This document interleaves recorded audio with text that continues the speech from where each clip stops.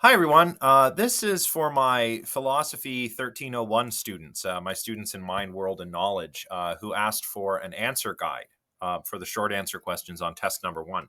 Now, these questions were worth 5 points each, and it was indicated in each question how many points you could get for what. Now, I thought it would still be a good idea to go over some of the points you could have offered in your answers, or some of the things you could have said in your answers to earn those points. You should be able to view feedback. Since we sorted out that feedback viewing issue, you should be able to see the correct answers for the multiple choice questions, if I'm not mistaken. This guide is just for the long answer questions. By the way, the order that I'm reviewing these in will probably not be the order that you see your own answers in, because the answers get, or rather the questions get shuffled. So for the first one, we'll look at the question on Descartes and his skeptical arguments. So the question reads, in Meditations on First Philosophy, René Descartes formulated two skeptical arguments, the dream argument and the demon argument. Choose one of these arguments and describe it in your own words for 3 points. In your own words, explain what kind of knowledge the argument is supposed to challenge and how it challenges said knowledge, and you could get up to 2 points for that. So you didn't have to describe both arguments. You just had to choose one or the other. The dream argument is an argument to the effect that we cannot be sure that the senses are representing the world the way it really is, the way the world really is. And that's because Descartes has had many dreams where he's, doing something else when really he's asleep in bed. So the senses in those cases, dream senses do not represent the world accurately. It's possible that senses in our waking life also do not represent the world accurately. And you would get a full 3 points for that answer if you described that argument in some detail. So in some detail, I mean beyond just 1 or 2 sentences. Some of the students who did not get full marks for that part of the question merely stated something like, oh, we could be dreaming, right? That's not enough detail. You have to, if it's calling for 3 points, a good rule of thumb on a test in a class like this one is if you can earn up to 3 points, say three true things about what the question is asking you. So here I would opt for 2 or 3 full sentences to describe the, sort of dreamlike scenario in your own words that Descartes is describing. You may have also chosen the demon argument. And here, of course, the argument is that an evil demon or an evil genius could be deceiving Descartes about things like, 2 plus 2 equals 4. Or that triangles have 3 sides, right? He could make Descartes believe that triangles have 4 sides, or 2 plus 2 equals 5. You could explain why Descartes opts to describe this entity as an evil genius or a demon instead of God. God is supposed to be supremely powerful in Descartes' mind, but Descartes says that God is not a deceiver. So for the full 3 marks, you would need to mention, need to not just describe the scenario, but also explain why Descartes chooses to call it an evil genius and not God. As far as the types of knowledge that each argument is meant to challenge, you have to explain the type of knowledge and why it challenges that knowledge. So the dream argument challenges knowledge from the senses, or a posteriori knowledge, and it does so by calling into question whether the senses represent the world the way it really is. If you chose the demon argument, you had to explain that this argument is meant to challenge rational knowledge, or perhaps innate knowledge, depending on what we're talking about, but rational or a priori knowledge, right? Things you can know without sense experience. So if you explained one of those arguments in sufficient detail and the type of knowledge it is supposed to pose a challenge to in sufficient detail, you would earn up to 5 marks. All right, now let's say the next question is on the traditional analysis of knowledge. What is the traditional analysis of knowledge?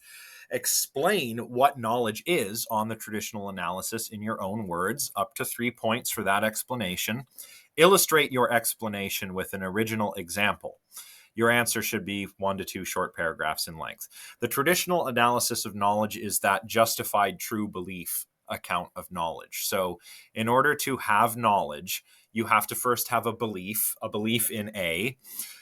That belief has to be true. So, A has to be the case. It has to be the case that A, and you have to have justification for believing A. You need to have some kind of evidence. It could be evidence from your senses. It could be some kind of a priori principle. It could be some scientific evidence. It doesn't really matter. You just have to have evidence. If you have all of those three things, then on the traditional account, you have knowledge. Some of you went a little off on this in just slightly when it came to what the true in true belief means. A true belief is a belief that, remember, beliefs are mental states. So a true belief represents the world the way the world really is. Some of you seem to think this true belief had to be true in the sense that the holder of the belief truly believes it. That's not quite right. A true belief is a belief that is accurate with respect to the way the world is. So if you explained that a justified true belief as knowledge means that you have a belief, the belief is true, and you are justified in holding that belief, you got those 3 points. With the example, it was a little tricky because you had to come up with your own example. So I'll just come up with, well, I won't come up with a new one. I'll use one that I've used in class. Let's say that I have a belief that it is raining. Well, it's a justified true belief and therefore knowledge on the traditional analysis, just in case I have that belief, namely, I believe that it is raining. It actually is raining, so my belief represents how the world actually is, and I have evidence that is raining. This could be like sensory evidence. I could look out the window and see that it's raining. I could check the weather app on my phone and see on the radar map that it is currently raining, right? Maybe I live in a windowless house, but my friend who lives next door calls me and says, you know, it's raining outside, and I have reliable testimony that it's raining. That would be a justified true belief, and that is knowledge on the traditional analysis. All right, so our next question is going to be on the uniformity principle. So in your own words, explain the uniformity principle. You can earn up to 2 points for that. And then also in your own words, explain David Hume's argument as to why reliance on the uniformity principle is not justified. So firstly, here, for our purposes, the uniformity principle is the idea that there is a uniformity in nature, which means that the future will resemble the past. Now, the specific example that we used in class was the sun will rise tomorrow, right? If we're relying on the uniformity principle to justify our belief that the sun will rise tomorrow, what we're doing is, reasoning something like, well, the sun rose today.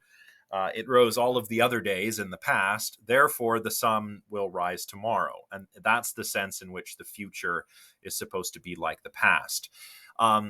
To get 3 points, you need to explain or to get the next 3 points, rather, you need to explain why Hume rejected the uniformity principle. The reliance on the uniformity principle is not justified. There's a couple of ways we can show that it's not rationally justified, and that we rely on this principle, according to Hume, not because we're rationally justified, but because it's sort of like a habit that we have, right? So we can either use sense experience to justify claims about the world. We could be empiricists, or we could use reason to justify claims involving definitions and concepts. We can't justify the use of UP of the uniformity principle, because denying the uniformity principle is not self-contradictory, right? Saying the future will not be like the past does not necessarily contradict the claim the future will be like the past, in the same way that all triangles have four sides is self-contradictory, right? So if the future never resembled the past, sure, the world would be a really messy, confusing place, but it would not be logically contradictory to say that the future will not resemble the past. So maybe we can justify reliance on UP using sense experience, but we can't do that according to Hume. And if you explained that, we're relying on the uniformity principle because in the past it has led to true beliefs, and I'm relying on it now, so this reliance right now will lead to another true belief, what you're doing is relying on induction. But induction is kind of what's at issue, right? You'd be using induction to justify reliance on inductive reasoning. You'd be using the uniformity principle to explain why the future will be like the past, but it's justifying the uniformity principle that we are trying to do in the first place. So this would actually be begging the question, and this is why Hume thought that reliance on such a principle was never justified. So if you explained what the principle was in full detail, you got 2 points. And if you explained why Hume thought that we could not rely on it, either rationally, it wasn't rationally justified either by reason or sense experience, you got the full 3 points. All right, so the next question is about foundationalism and coherentism. You could get up to 2 points for explaining each of these, so 4 points in total. And then if you named one philosopher associated with each theory of epistemology, you got another point. So half a point for each philosopher. So when it comes to the explanation of foundationalism, the key things here were to explain, for 1 point, that on foundationalism, all of our beliefs are set upon these basic beliefs. And 2, this is very important, the basic beliefs are justified, but they are not justified by other beliefs. So some of you, where you lost marks here was by saying that our basic beliefs are not justified. They are. They're just not justified by other beliefs. Or if you mentioned that they were in some sense self-justified, you probably got marks for that, but you had to explain that their justification isn't tied to other beliefs. It's tied to something else. It could be tied to introspection. It could be tied to perception, whatever, right? So you could get 2 points for explaining that.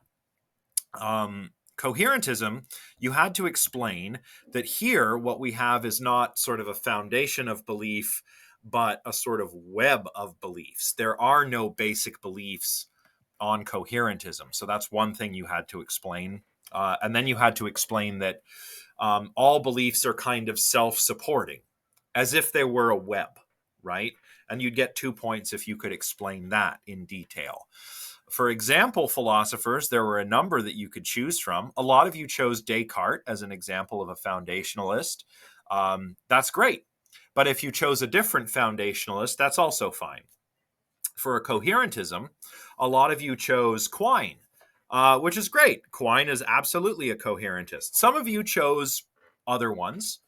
There are a number of different coherentists and foundationalists listed in that chapter. And naming any one of them, one for each, one coherentist and one foundationalist, will get you that 5th point. Some of you, I can tell, did a little Google searching here. Some of you listed Kant as a coherentist. Yeah, but you didn't get a point for that if you Googled a name and put that down, like Googling, who's a coherentist. Kant, sure, I'll write Kant. Why don't you get a point for that?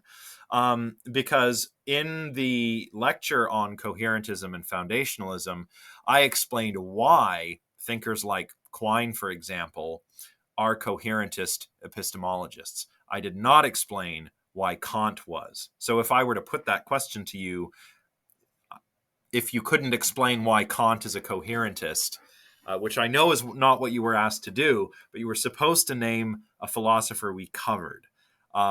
We did not really cover Kant as a coherentist philosopher. So if you Googled somebody that just happened to be a coherentist or a foundationalist, you did not get points for that. It had to be somebody that we talked about in those lectures.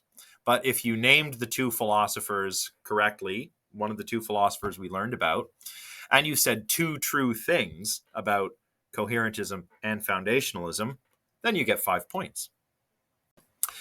This next question was probably the most difficult of the short answer questions. It's the Gettier case question.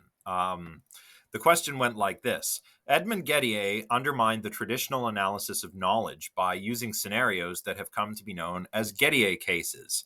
Come up with your own example of a Gettier case for 3 points and explain how it undermines the traditional analysis of knowledge up to 2 points. This one is very open-ended, and because you were asked to come up with your own example, there's quite a variety of scenarios that I saw and that the other teaching assistants saw. I won't give you a particular example, not just yet anyway, but I will say that if you got this question right, what you successfully did was create a scenario where the believer had a justified true belief, but that belief was not connected to the way the world is in the right kind of way, right? So the example I gave in class, and an example that would have got full marks on this test, was telling the time from a broken clock, right? Let's say I look at the clock and it says that it's 4 p.m. So I form the belief that it's 4 p.m. Now it actually is 4 p.m. in the time zone that I'm in. So I have a belief. The belief is true, and I have some justification for the belief. I looked at the clock and it said 4 p.m. But unbeknownst to me, the clock is broken. If I had looked at the clock any other time of day, other than 4 a.m. perhaps, I would have formed a false belief. I just was lucky that I looked at the clock when I did and formed the belief that I did. I don't really know what time it is. I'm lucky in believing what time it is, right? So you had to spell out a scenario where there was a believer who held a belief, the belief was true, and they had some justification, but the belief wasn't connected to reality in the right way via the justification they had. A lot of you made a really good attempt at this, but you came up with situations where the person simply had a false belief. And that's not the same as a Gettier case. And then, of course, that's where people lost some of those marks.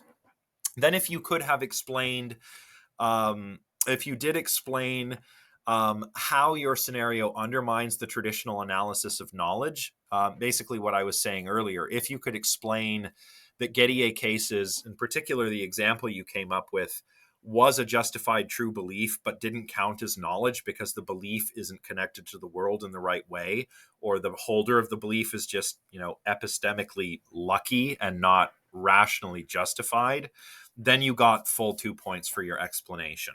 Now, there were a lot of good attempts at this question, and some of you did get full marks, but a lot of the ones that kind of went wrong weren't really Gettier cases. They were just cases of false belief. A Gettier case, you have a true belief.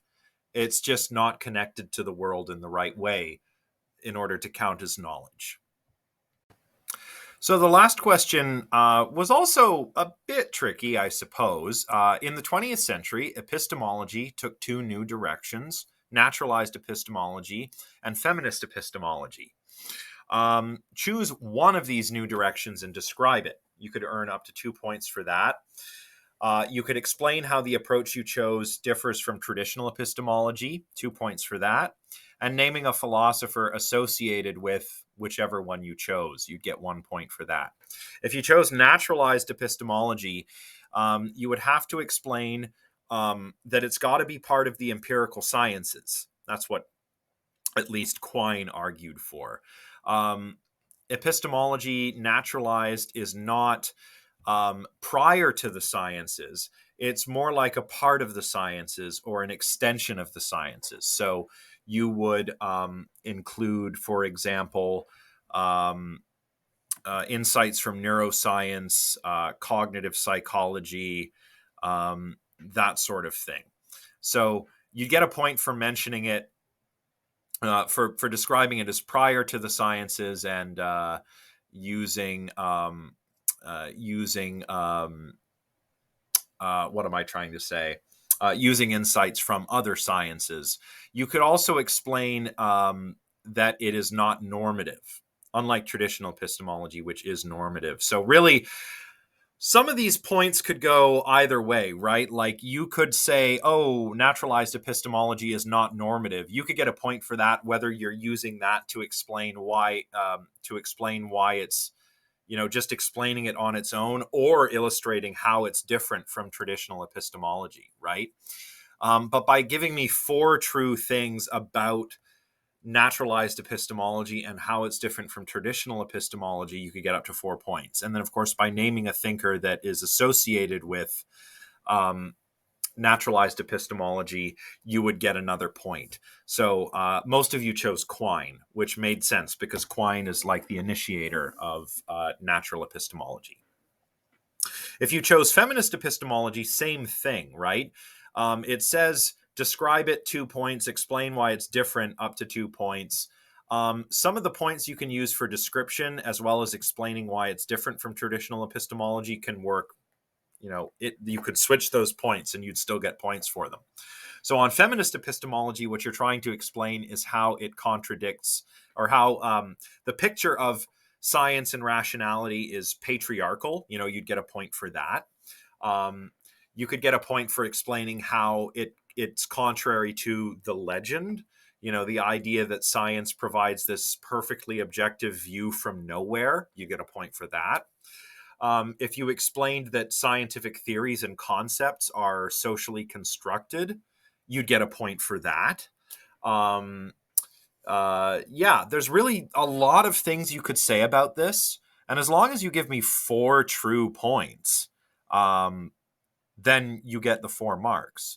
One of those points could just be like, oh, traditional epistemology sees reason and objectivity as paramount.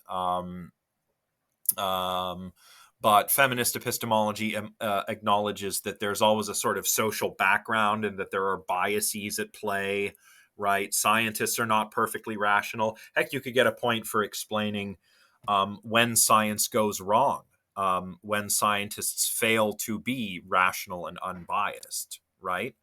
And of course, there are a number of different thinkers associated with feminist epistemology that you could just draw from. You'd get a point for naming any of them.